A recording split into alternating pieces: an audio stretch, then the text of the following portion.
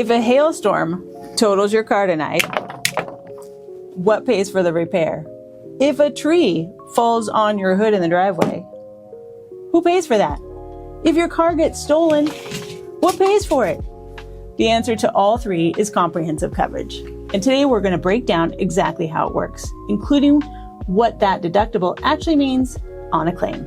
Hey everyone, Lisa with Trailstone Insurance Group. Welcome back to the Auto Insurance Basics series.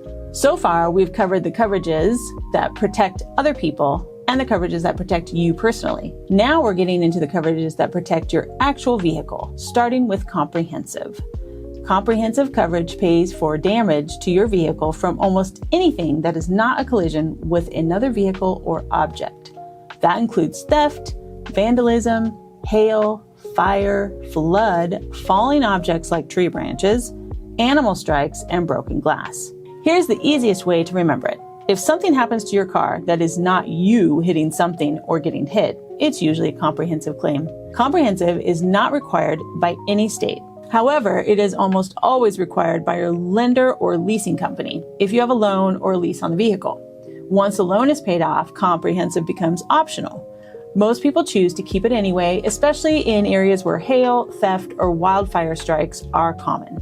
If a single hailstorm can cause $10,000 in damage, dropping comprehensive to save a few hundred a year may not be worth it. Now let's talk about the deductible. The comprehensive deductible is the amount you pay out of pocket before your insurance pays the rest. Common options are $250, $500, $1,000, and $2,500. Here's the trade-off. The higher your deductible, the lower your premium. But if you file a claim, you pay more out of pocket before coverage kicks in. So, for example, say you have a $5,000 hail claim.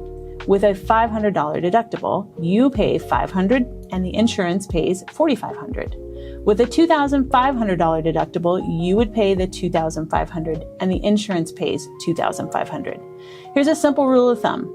Pick the highest deductible you could comfortably pay out of pocket tomorrow without disrupting your finances. If you could handle a $1,000 surprise bill without stress, that is probably your deductible. If $2,500 would sting, drop it down.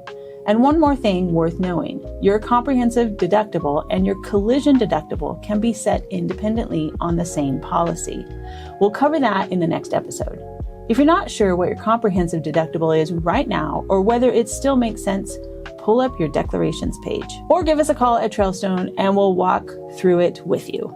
Visit trailstoneinsurance.com for a complimentary review. Thanks for watching. In the next video, we're tackling collision coverage, which works a lot like comprehensive, but kicks in for a completely different set of situations. Talk soon.